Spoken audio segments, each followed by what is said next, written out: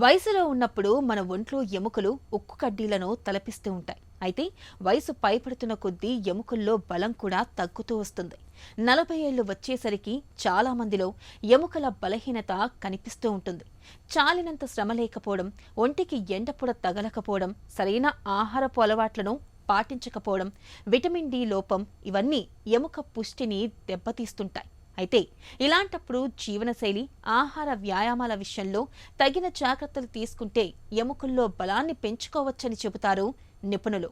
40 ఏళ్లలో ఎముక పుష్టి కోసం తీసుకోవాల్సిన జాగ్రత్తల గురించి ఇప్పుడు తెలుసుకుందాం. మెన్ కానీ 40 తర్వాత స్లోగా బోన్ మాస్ తగ్గుతుంటుంది. But also you must understand that bone mass, మనం పీక్ బోన్ మాస్ అంటే మ్యాక్సిమం బోన్ స్ట్రెంగ్త్ ఉండేది మెన్కి ఒక 15-20% లేడీస్ కన్నా ఎక్కువ ఉంటుంది. సో మ్యాక్సిమం లెవెల్ మెన్కి ఎక్కువ ఉన్నప్పుడు వాళ్ళ దగ్గర బోన్ తగ్గిపోయినా కానీ అంత బ్యాడ్ కాదు, అంత ఎర్లీగా వాళ్ళకి అయ్యే లోపల 70-75 కావచ్చు.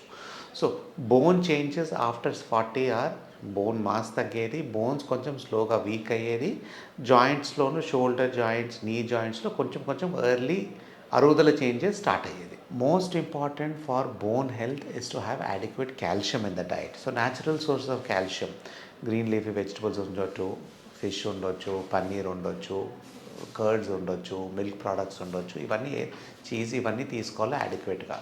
బట్ కాల్షియం అలోన్ మనకేం హెల్ప్ రాదు.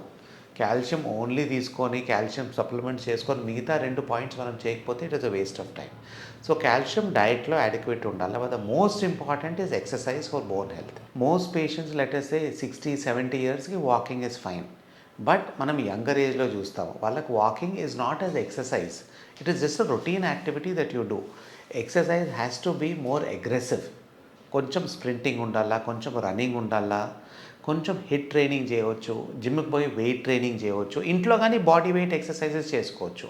Walking only affects the lower limbs. Upper body strength కోసము, బ్యాక్ స్ట్రెంగ్త్ కోసము మనం strength training with weights and కొంచెం యోగా ఎక్సర్సైజ్ ఆల్సో చేయాలా అలాంగ్ విత్ వాకింగ్.